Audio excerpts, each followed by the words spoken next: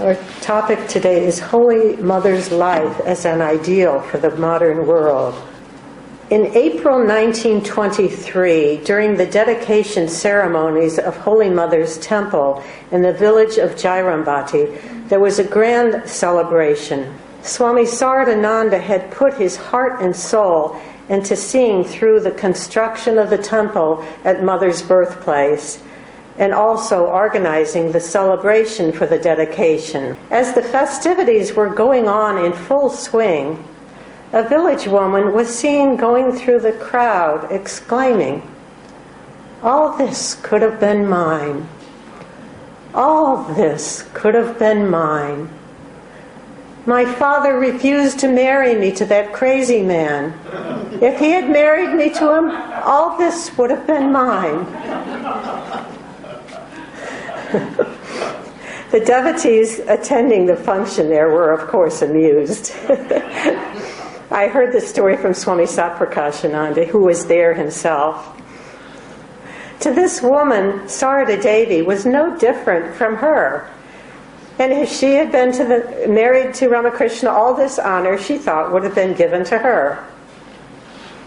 In fact, during Holy Mother's lifetime, many of her fellow villagers in Jairambati could not understand what all the fuss was about.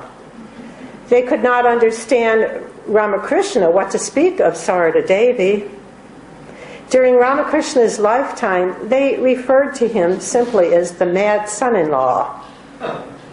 So they thought, why were people coming from far-off places to see their Sarada? What was so special about her? And why was this temple built to her after her passing away? We find in the Bible that when Jesus came to teach in his hometown, people would not pay any attention to him. They just said to one another, "Isn't this the carpenter's son?" This is not to say that none of the villagers saw something of her greatness. She had, in fact, one neighbor, Banu Pishi, or Aunt Banu, who adored Holy Mother and Ramakrishna from the very beginning. In fact, she regarded Ramakrishna as her Ishta, her chosen deity, Krishna. When Holy Mother was in her teens, she would sometimes take refuge at Banu Pishi's house for consolation when other villagers taunted her about her so-called mad husband. And Banu Pishi remained devoted to Holy Mother throughout her life. In fact, I believe she passed away just a month or two before Holy Mother did. Most of the villagers were mystified, though. One day a villager asked Mother, "How many people come to see you, even from far-off places, but we are not able to understand you? Why is that?" Mother replied, "What does it matter? You are my friends, my playmates."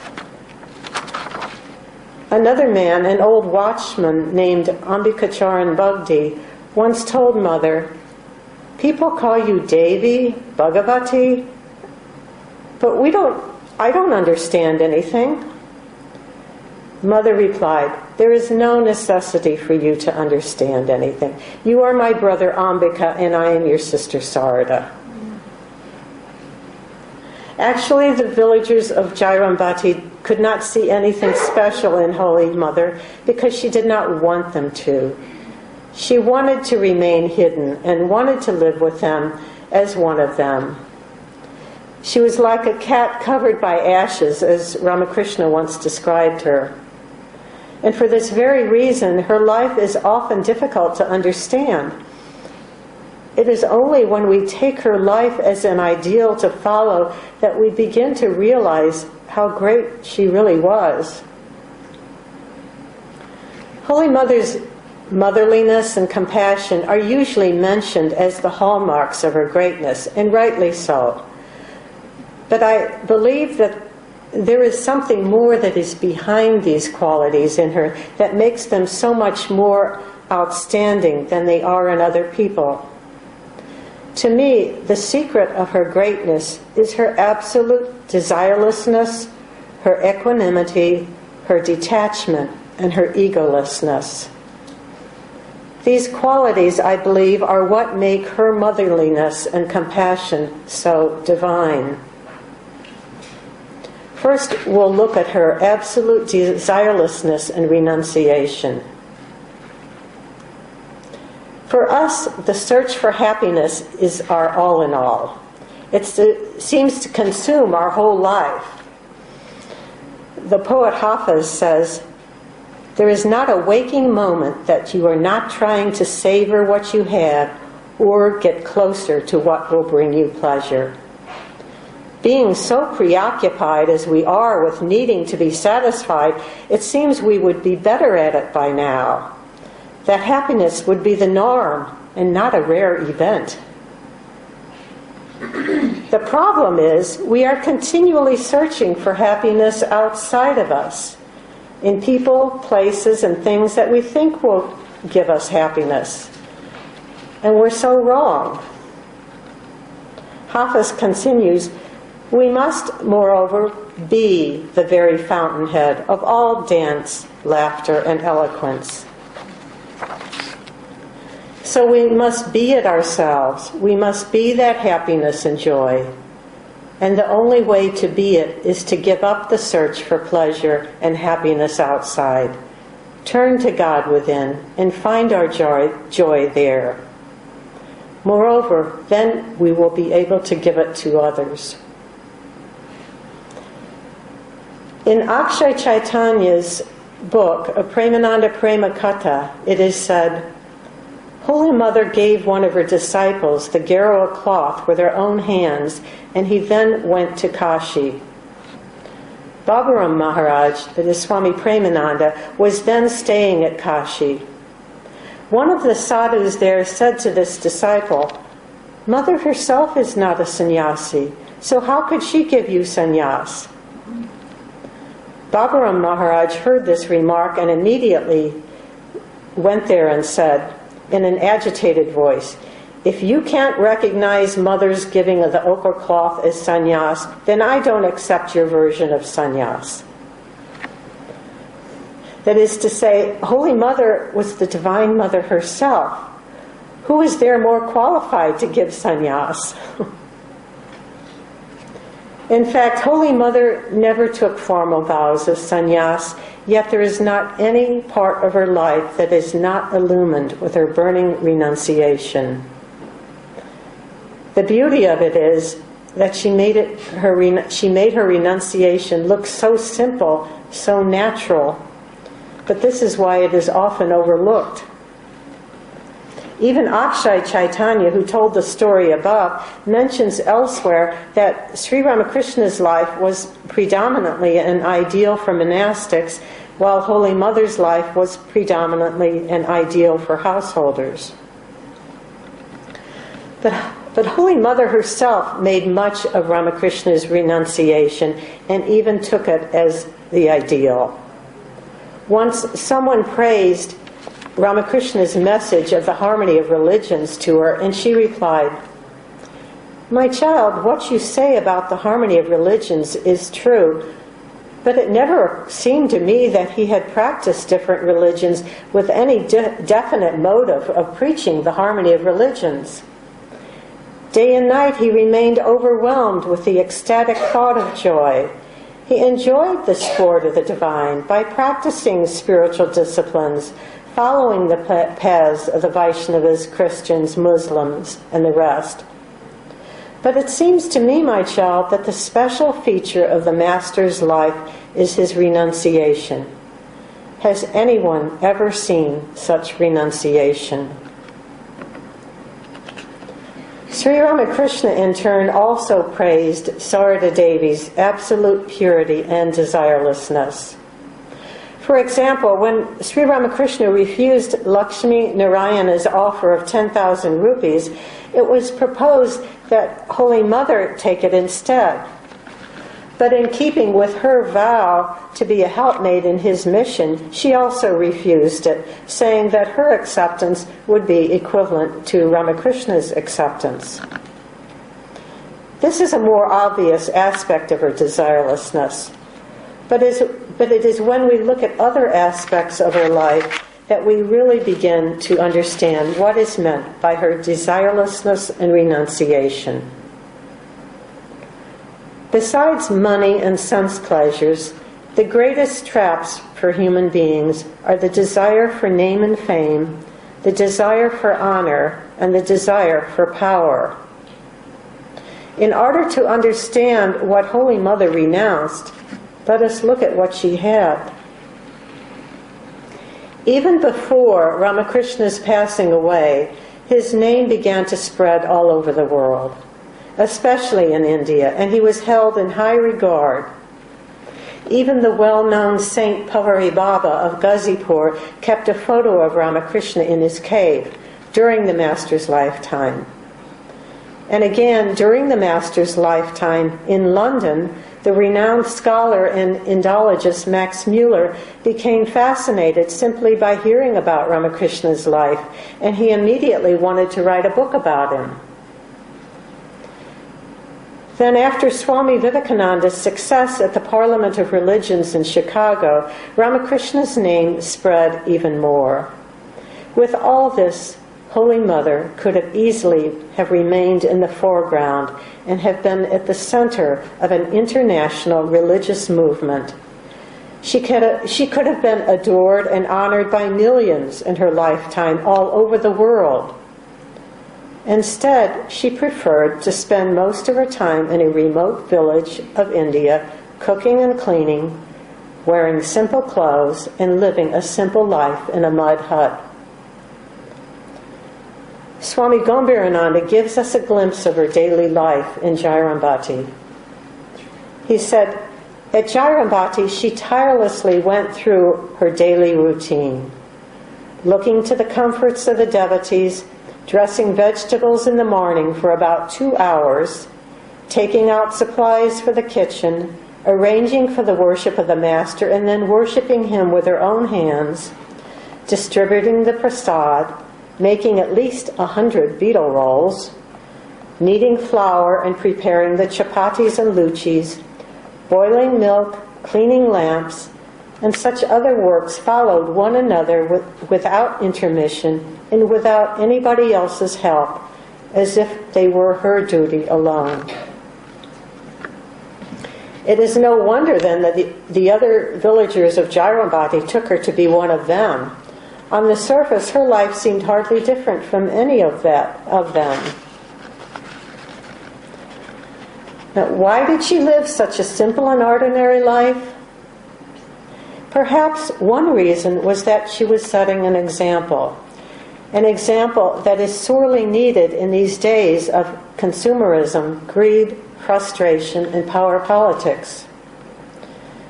She was showing people how to live a simple, ordinary life, and how to be happy living a simple, ordinary life, while keeping the mind on God. She was showing us, as Hafiz says, how to be that joy without any external pleasure. Again, when Swami Vivekananda came back to India from the West and started the Ramakrishna mission, Holy Mother not only had every opportunity then to become the head of this fledgling movement, or even just exert a powerful influence over it, she also had every right. Swamiji himself worshipped her, and not just as his guru's wife or as his guru, but as the Divine Mother herself. This is how he regarded her. Later, as the general public in India began reading and hearing about Ramakrishna and Swami Vivekananda, they also slowly came to know about Holy Mother. Naturally then, people began to come to her, especially during her visits to Calcutta, and they came to her not out of curiosity, but rather to worship her. But we should note that the disciples of Ramakrishna did not publicize her. Perhaps this was at her request. Swami Satprakashananda used to say that Holy Mother's photographs were not available for sale to the public at all in those days. They were only given to known devotees. Swami Saprakashananda said that he himself received a photo of Holy Mother from Swami Premananda. Moreover, the other disciples of the Master also did not speak about her except to known devotees. For the most part, she was kept hidden from the general public until her birth centenary in 1953. But still, during her lifetime, people would gradually hear about her from others and would come to her. And it is not that she never guided the monastic order. Sometimes her judgments were sought in important matters, and then her word was taken as final. Yet she still preferred to remain in the background. One example can be given here. After Swami Vivekananda's passing away, one of his disciples who lived at the Advaita Ashrama in Mayavati had doubts about the path of Advaita, it is non-dualism. As the ashram was dedicated solely to this path, he wrote to Holy Mother about his doubts. Her reply, written from Jairambati, continues to be of great importance to the Ramakrishna order and to the Advaita Ashrama. She wrote, "He who was our guru," she meant Ramakrishna, "he was an Advaitist. You are all disciples of that guru, so you are also Advaitists. I can firmly say you are all surely Advaitavadis." Now, someone with only a casual acquaintance with Holy Mother's life might wonder how such an important issue with important consequences for the future of the order could be settled once and for all by a village woman. But it was. She had the knowledge and she had the realization, and all the disciples of Sri Ramakrishna knew it. Yet even in her knowledge and realization we find proof of her desirelessness. As Swami Vivekananda once said, "Knowledge is power. When you get knowledge, you get power." Here, by knowledge, Swamiji was referring to spiritual knowledge, but in reality this can apply to any kind of knowledge. As we have seen over and over again, the power and arrogance that can come from knowledge can be used for great harm. According to Ramakrishna, Holy Mother was Saraswati herself, the giver of knowledge. As he said, she is Sarada, Saraswati. She has come to impart knowledge. She is the communicator of knowledge. She is full of the rarest wisdom. So Holy Mother had the highest knowledge and she had the highest power, but her knowledge and power were used only for the good of others. In fact, she never had a thought for herself. Her thoughts were only for the welfare of others. In her instructions to her monastic disciples, she also emphasized that when the welfare of another is at stake, one should give up one's selfish interests. According to Gopesh Maharaj, Swami Saradeshananda, who was one of her attendants, Holy Mother would often mention a certain incident in Ramakrishna's life to teach them this point. Holy Mother said, "The Master was one day returning home from the direction of the Bhutta Canal in Kamarpukur. It had just rained." This was not when he was a child, but later in life, when he was visiting Kamarpukur. It had just rained. As a stream of water was pouring into the pond, a magarfish was washed ashore, and it was now gasping for breath, being on dry land. The Master, who was kindness and sympathy personified, was very much pained to see the suffering of the fish. He at once picked it up and put it into the pond. And oh, how happy the fish was getting back into the water. The Master, too, was filled with joy, seeing it sporting in the water.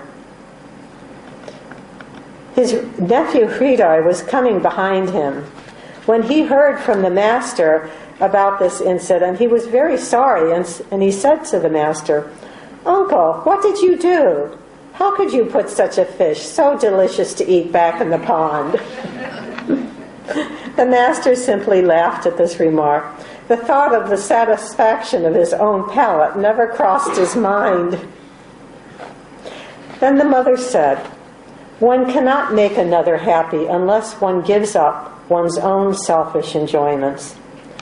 The worth of a person's life is to be measured by the extent of joy one has been able to give to others."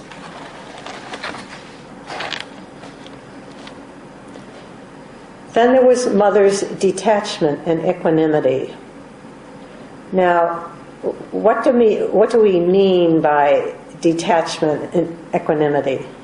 By detachment here, I don't mean indifference. There is a relationship between detachment and equanimity, just as there is between desirelessness and renunciation. When one develops true desirelessness, then one truly renounces. Similarly, when one attains detachment, one attains equanimity. Again, true renunciation itself gives one detachment and equanimity. For as long as the mind desires even the least little thing, there is no equanimity. The mind is always agitated. When the waves of desire in the mind stop, then the mind becomes calm. Then one can attain equanimity. A Christian monk, Isaac of Acre, once told the following story. One day an aspirant came to the ascetic and asked to be his disciple. The ascetic inquired, "My son, your purpose is admirable, but do you possess equanimity or not?" The aspirant replied, "Well, sir, I feel satisfaction at praise and pain at insult, but I am not revengeful and I bear no grudge." Then the ascetic said, "My son, go back to your home. For as long as you have no equanimity and can still feel the sting of insult, you have not attained to the state where you can connect your thoughts with God." Fortunately, most spiritual teachers are not so strict. Yet this story shows how important the attainment of equanimity is for our spiritual life. Krishna says in the Gita, "Samatvam yoga uchyate." Equanimity is said to be yoga. And in various places in the Gita, Krishna describes this state. For instance, he says, "Such a person remains even-minded in success and failure, in sorrow and happiness, and in honor and in dishonor. Such a person is free from desires and has gone beyond attachment, fear, and anger. Such a person neither welcomes nor rejects anything, whether good or bad. Such a person is equally disposed towards the friend and the foe, and his senses are fully under control." This is undoubtedly the state that the ascetic had in mind. Again, according to Krishna, attachment, sangha, is the first step in a person's downfall. Attachments manifest on different levels, and all of them are deep-rooted. First, there is the physical level. Well, no one needs to be told about our attachment to the body. But then we also have attachments outside us in the form of people, places, and things that we associate with the body. Our loved ones, our home, our work, and so forth. Then there is the mental level. We have attachments to our opinions and our way of thinking. There is still another level, the level of the ego, but this we shall discuss a little later. After Ramakrishna's passing away, Holy Mother became totally detached from this world. Gopesh Maharaj described the difference between this period of her life with the later period. In the early days, he said, after the passing away of the Master, Holy Mother would often be in samadhi. Then her body would be like an inert object. Golap Ma and Yogin Ma would move her body as one would a portrait from one place to another. She would have no sense of her body. The devotees would come, make pranams to her, offer money, clothes, fruits, etc. at her feet, but she remained unmindful of all these things. Her companions and attendants would take care of these things. Other people would use them when needed, but she would never inquire about them. But after her niece Radhu was born, then, at Ramakrishna's command, Mother's mind came down to the normal plane. She started playing the role of a householder and took up the responsibilities of her family. Thus, as Gopesh Maharaj says, she experienced the misery and suffering of a family life. According to one of her relatives, before the arrival of Radhu, the mother would look like a veritable goddess, and one would hesitate to approach her. Yet even in her later life, when she was involved with her family, she retained a detached spirit with respect to everything around her. Gopesh Maharaj wrote, "Though the mother lived day and night amidst the various activities of her household and was as outwardly engrossed as any one of the other inmates in the work and responsibilities of the home, she would remain completely unattached in her heart. The household was, in her view, the master's. One had to remain in it, playing the part one was allotted. As Mother said, good and bad, joy and sorrow came and passed off according to one's karma. Without getting disturbed in mind by thinking about them, one should keep one's devotion to God steady and bear everything that came with patience. One should shake off the attachment for worldly objects as the ducklings shake off water from their bodies." Gopesh Maharaj said these teachings were always conveyed by the mother's instruction, behavior, and actions. Mother often reminded her attendants at Jairambati about the previously wealthy villagers of Kamarpukur, such as the Yugis, the Pines, and the Lahas, who in later days had almost nothing. Gopesh Maharaj said the mother would mention them so that, realizing the transitoriness of worldly possessions, her sons may be saved from their snares. If one, she said, could always keep in mind that such things as wealth vanish like a dream, one can develop detachment in one's mind. Again, as we have said, Mother herself was totally detached from money. We have already mentioned that she would not even look at the offerings people gave her in her earlier days. But even in her later days, when she was the mistress of a large household at Jairambati, she never took any interest in the money that was given to her or sent to her by mail. Whatever money was received, she picked up and put in a box without counting it. And whatever was needed for purchases was taken out of the box without counting it. There was no calculation of receipts and expenditures at all.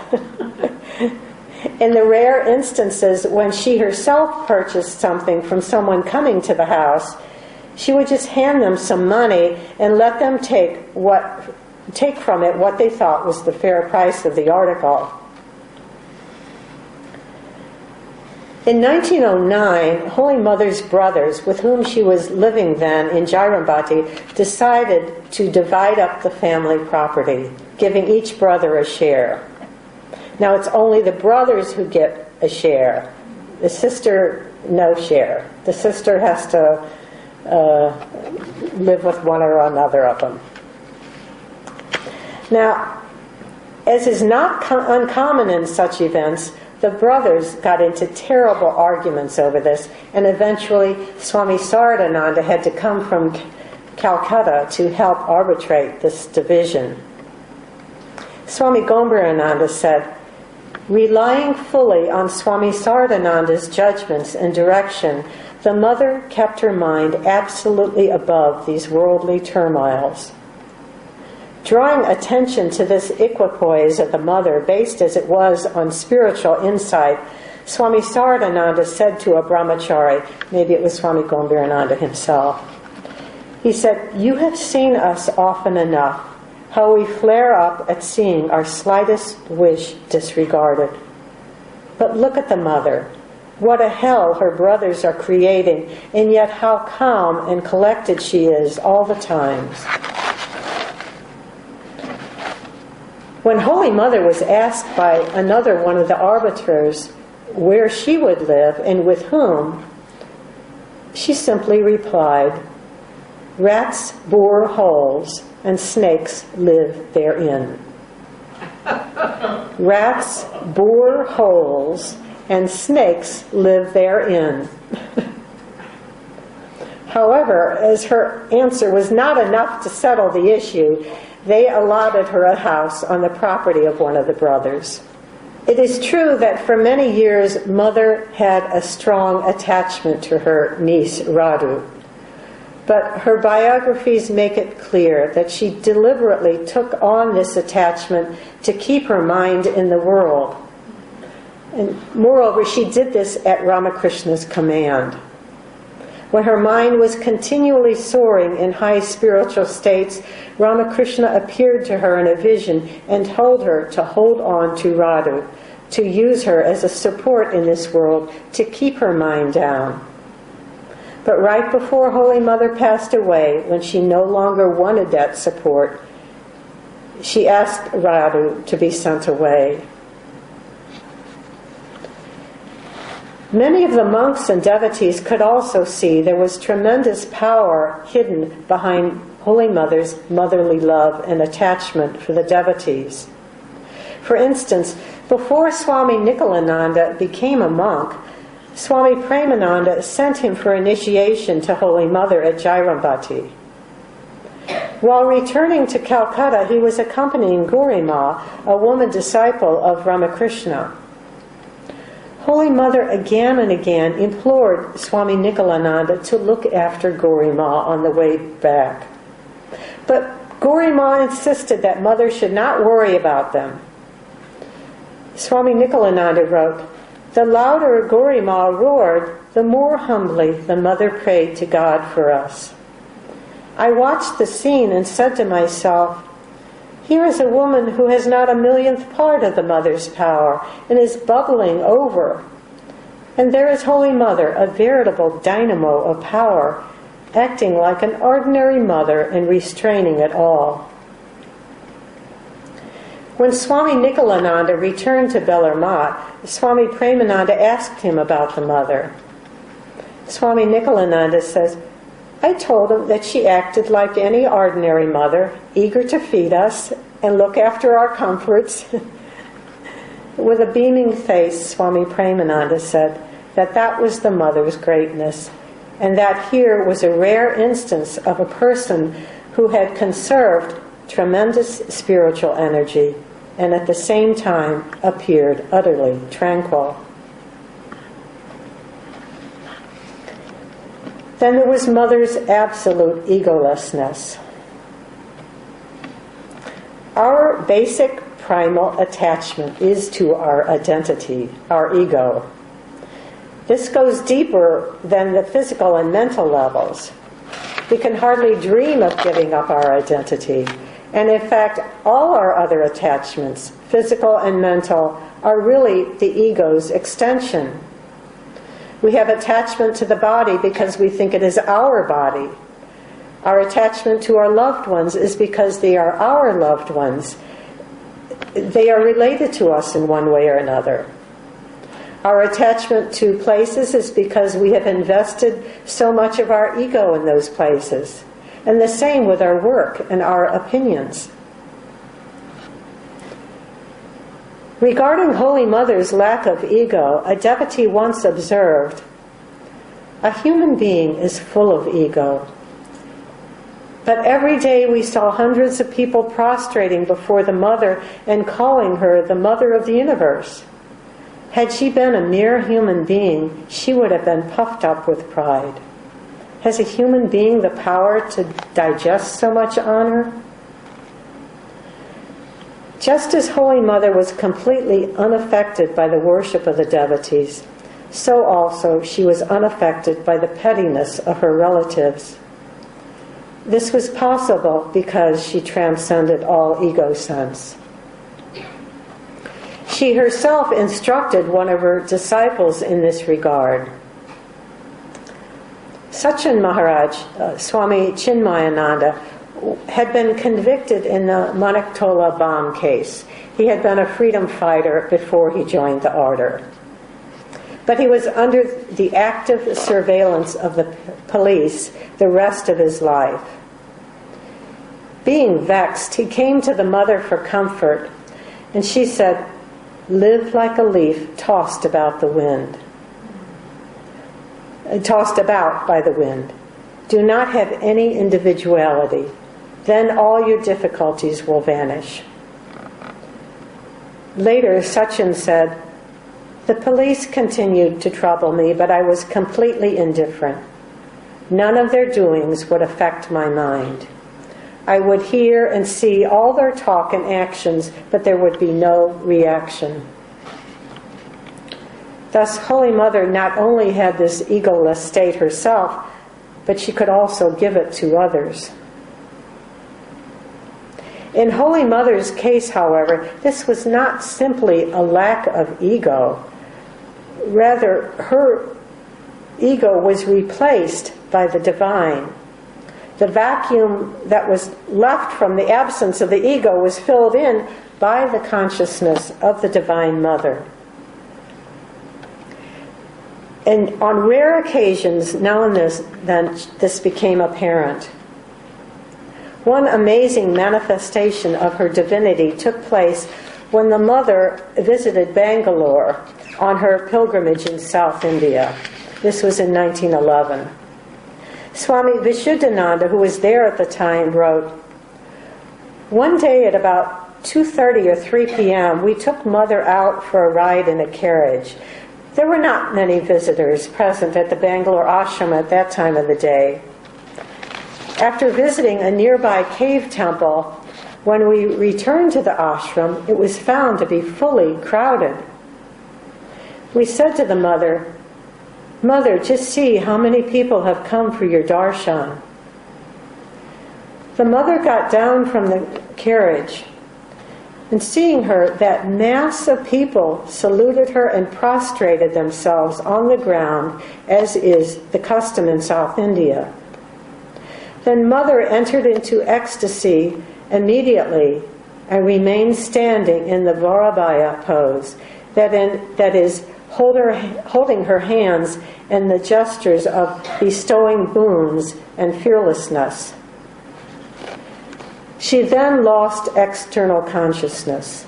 I was afraid that she would fall down, but that day she filled the hearts of all with endless joy. After she came back to normal consciousness, the visitors went away. In that brief period of time, she lifted the hearts of all the devotees there to a higher plane of consciousness."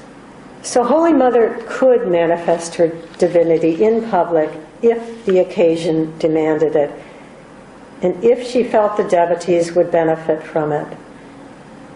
This happened in 1911, about 9 years before she passed away. Holy Mother's life also shows how, when we give up the demands of our ego, then only can we truly connect with other people. Then only can we see ourselves in others. In Tales of a Magic Monastery, Father Theophane gives the following story. A monk became very drawn to a certain holy man, and he finally asked him, "Father, could you tell us something about yourself?" The holy man leaned back. "Myself? There was a long pause. My name used to be me, but now it's you. Again and again we read in the reminiscences of Holy Mother about how she was just like a mother. Well, if she was just like any other mother, how is it that other mothers were not worshipped like her? Yes, as Swami Nikolananda said, she acted just like any other mother, yet he knew there was more to it than that. It was her total lack of identity with herself and her total identity with others that made her motherly quality so special, so divine. This was how she was able to connect with others so totally. In fact, she could connect with anyone of any station in life. Gopesh Maharaj wrote, "From sadhus of the highest spiritual eminence to people steeped in worldliness and entangled in all kinds of worldly situations, all came to her with their questions and problems. Among them were the erudite and the ignorant, men and women, the rich and the poor, the young and the old. The mother would listen to everyone with the same minute attention and would answer each one of them in a simple and straightforward way, so that each would be perfectly satisfied and all doubts would disappear. Knotty problems like the truths about Brahman, about spiritual practices, about household affairs, about conditions of the health of the body and the mind, would all be brought to her by seekers from various walks of life." Now, when Holy Mother was giving initiation to the devotees in South India, she did not use an interpreter, even though the South Indian languages are totally different from her native Bengali. It is said that she would give each person the mantra and then give him or her instructions for doing japa and meditation, and everyone could understand her, though she was speaking in Bengali. One young devotee told how her own mother, a South Indian, would have whole conversations with Holy Mother. They would be laughing and joking, yet neither knew each other's language. Somehow Mother could enter the minds of the devotees and understand them, and also enable them to understand her. Again, in Holy Mother's life, we often find that as soon as she met a person, she immediately knew his or her spiritual attitude and qualifications, though that person was totally ignorant of them. For example, when Swami Nikolananda was initiated, he had no thought of becoming a monk. He said, "At the time of initiation, I offered Mother the customary dakshina, the gift, to the Guru, when she said that she did not take any money from her monastic children. I thought that she mistook me for an inmate of Belar Mat because he had been sent by Swami Premananda. And therefore I corrected her, saying that I was a student and a householder. But she repeated once more, 'No, my child, you're a sadhu. You don't have to pay me anything, like a householder.' I thought she was simply mistaken and left the money on the ground near her feet. At that time I had no idea of renouncing the world."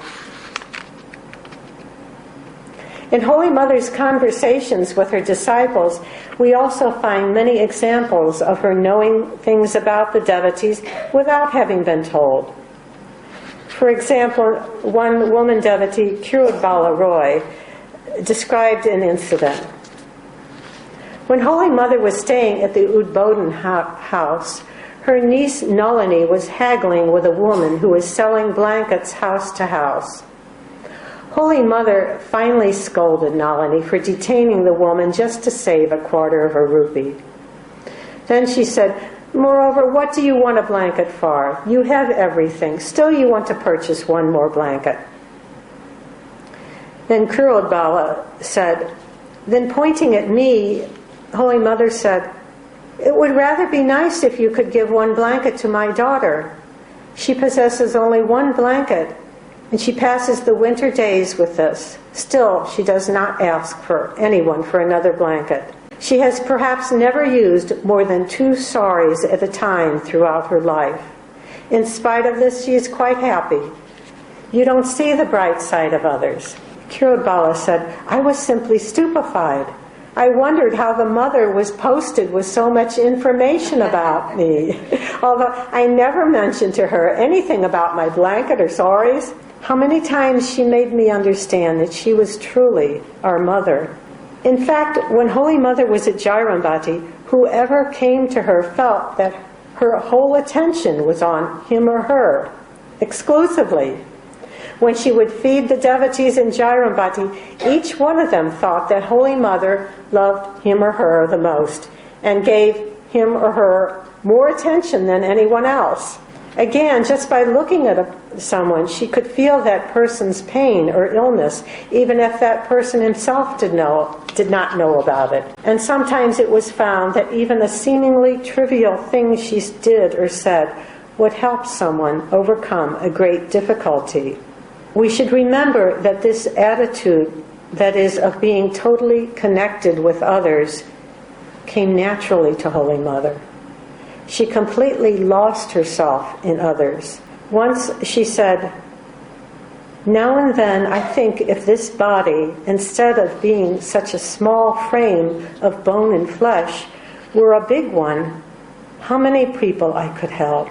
So, as we have seen, all of the above qualities of Holy Mother, her desirelessness, her renunciation, her detachment and equanimity, her total lack of identity with herself and her absorption in others, all these contributed to her motherliness and compassion. But there was one more thing. Because all these qualities were innate in Holy Mother, she had divine sight. She had no desires, attachments, or ego to stand in her way as we do to veil the divine vision. One day she gave out the reason for her intense desire to help others. She said, do you know what I have seen once? I have seen that Thakur meaning Ramakrishna, Thakur alone has become all. Whatever direction I look, I see Thakur. Thakur has taken the form of the lame, the blind, and all. There is none but Thakur.